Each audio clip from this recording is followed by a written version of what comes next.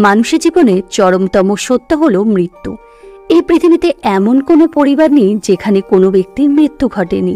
যারা এই পৃথিবীতে জন্মগ্রহণ করেছে তাদেরকে একদিন এই পৃথিবী ছেড়ে চলে যেতে হয়েছে। মানুষ যেমন পুরাতন বস্ত্র ত্যাগ করে নতুন বস্ত্র পরিধান করে, আত্মাও তেমনি পুরাতন শরীর ত্যাগ করে নতুন শরীর গ্রহণ করে। মৃত্যুর পর এই আত্মা কোথায় যায়, তার সাথে কি কি ঘটে, কতদিন পরে তার জন্ম হয়, তার সবকিছুই উল্লেখ করা হয়েছে গরুড় পুরাণে।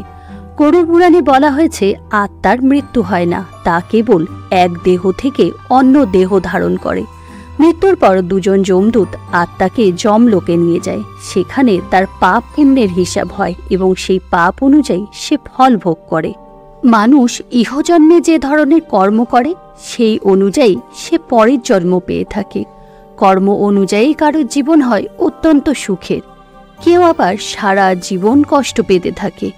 যে মানুষ দুঃখে থাকে সেই মানুষ সুখ লাভের আশায় কখনো কখনো পাপ কর্ম করে ফেলে।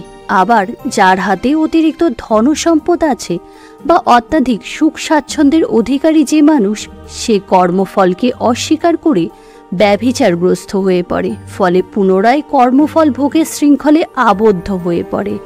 আবার কেউ কেউ নিজ কর্ম অনুযায়ী কুকুর, বিড়াল, গাছ বা কীট পতঙ্গ রূপে জন্ম নেয়। আমাদের কি পুনর্জন্ম হয়েছে? যদি হয়ে থাকে, পূর্বজন্মে আমরা কে ছিলাম? আমাদের মৃত্যু কবে এবং কিভাবে হয়েছিল? এসব প্রশ্ন আমাদের অনেকের মনেই ঘুরপাক খেতে থাকে। আজ আমরা এইসব বিষয় নিয়েই আলোচনা করব। পূর্বজন্মে মৃত্যুর ফলেই আমরা পুরনো শরীর ত্যাগ করে এই নতুন শরীর ধারণ করি। নতুন জন্মে সেই জন্মের স্মৃতি আবঝা হলেও কিছু কিছু আমাদের স্মরণে থাকে। যাদের পূর্বজন্মের স্মৃতি মনে থাকে তাদেরকে জাতিস্বর বলা হয়। আমরা প্রতিদিনই এমন কিছু কিছু সংকেত পেয়ে থাকি যার কোনো কারণ আমরা খুঁজে পাই না। এর আসল কারণ হলো পূর্বজন্ম। পূর্বজন্মের জন্যই আমরা এই সকল সংকেতগুলো পেয়ে থাকি। পূর্বজন্মে যদি আমাদের মৃত্যু অস্বাভাবিক হয়ে থাকে বা কোনো দুর্ঘটনার কারণে আমাদের মৃত্যু ঘটে থাকে, তবে এই জন্মে আমরা তার সংকেত পাই। এই কারণেই আমরা অনেক সময় বিনা কারণে ভয় আতঙ্কিত হয়ে থাকি। অচেনা অজানা কোনো ভয়ে সর্বদা ভীত হয়ে থাকি। আমাদের মধ্যে অনেকেই উঁচু জায়গাকে ভয় পায়। অনেক মানুষ আবার বিশেষ কোনো জীবজন্তু বা বিশেষ কোনো স্থানকে ভয় পায়। কেউ আবার অন্ধকারে ভীষণ ভয় পায়। এর কারণ হলো আমাদের পূর্বজন্মের স্মৃতি। হয়তো পূর্বজন্মে এর মধ্যে যে কোনো একটা কারণে আমাদের মৃত্যু ঘটেছিল। সেই স্মৃতির কারণেই আমরা এই জন্মে এই সকল জিনিসকে ভয় পাই। ঘুমানোর পর প্রায় প্রত্যেকে আমরা স্বপ্ন দেখে থাকি, আর সেই স্বপ্ন বাস্তব জীবনের কোনো ঘটনার সঙ্গে জড়িত থাকে।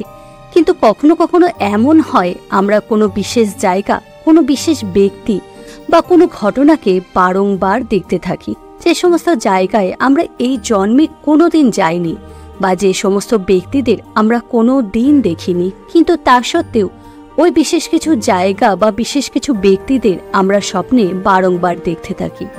এর কারণ হলো আমাদের পূর্বজন্মে ওই সমস্ত ব্যক্তি বা ওই সমস্ত স্থানের সাথে আমাদের কোনো না কোনো সম্পর্ক ছিল। তাই এই জন্মে আমাদের স্বপ্নে এসে তারা সেই ইঙ্গিতে দিয়ে যায়। আবার কখনো কখনো আমরা কোনো একটি বিশেষ ঘটনা বারংবার স্বপ্নে দেখতে থাকি। আবার কখনো নিজের মৃত্যুকে স্বপ্নে দেখি।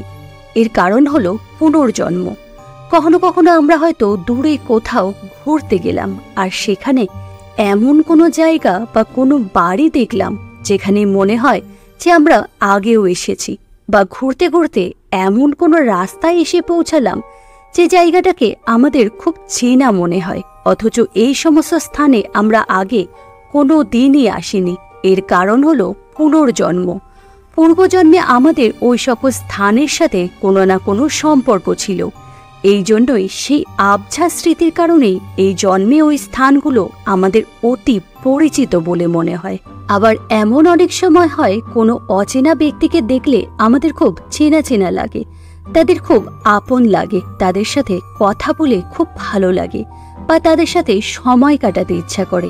আবার কাউকে দেখে বিনা কারণে আমাদের মনে খুব রাগ উৎপন্ন হয়, বিনা কারণে তাদের আমরা অপছন্দ করি। এরও কারণ হলো আমাদের পূর্বজন্মের স্মৃতি।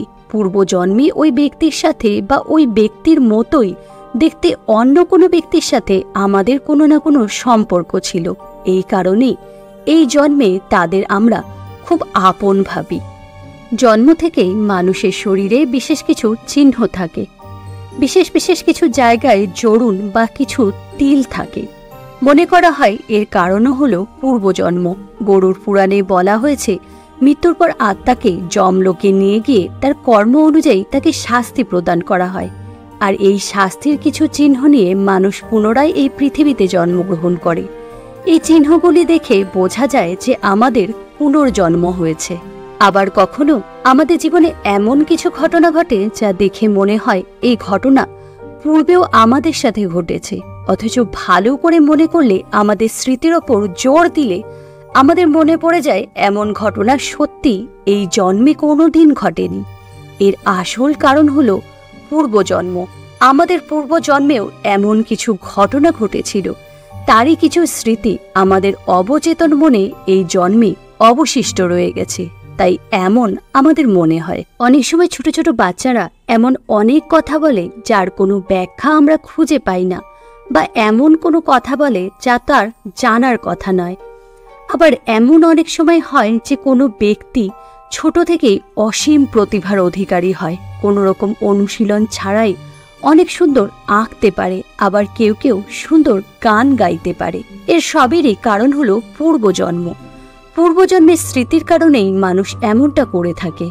কখনো কখনো আমরা দেখি অত্যন্ত ভালো পরিবারে একটি কুসন্তান জন্ম নেয়, তার মধ্যে জন্ম থেকে অপরাধ প্রবণতা দেখা দেয়। আবার কোনো কোনো ক্ষেত্রে কোনো ব্যক্তি কোনো বিশেষ ক্ষেত্রে খুবই পারদর্শী হয়ে ওঠে, অথচ তার পরিবার বা পূর্বপুরুষদের মধ্যে কেউই সেই বিষয়টিতে পারদর্শী ছিল না। এর আসল কারণ হলো পূর্বজন্ম। পূর্বজন্মে যদি কোনো মানুষের মধ্যে অপরাধ প্রবণতা থাকে, অনেক সময় এই জন্মেও তার মধ্যে সেই লক্ষণগুলি দেখা দেয়। আবার পূর্বজন্মে যদি কেউ কোনো বিষয়ে পারদর্শী হয়, পরবর্তী জন্মেও সেই বিষয়টির প্রতি তার একটা অদ্ভুত আকর্ষণ থেকে যায়। আমাদের মন অনেক সময় সংকেত দিতে থাকে যে আমাদের সাথে খারাপ কিছু হতে চলেছে, আর সেই ভয়ে আমরা সর্বদা ভীত সন্ত্রস্ত হয়ে থাকি। এর কারণ হলো পুনর্জন্ম। এইভাবেই নানা ধরনের নানা রকম সংকেত থেকে বোঝা যায় মানুষের পুনর্জন্ম হয়েছে।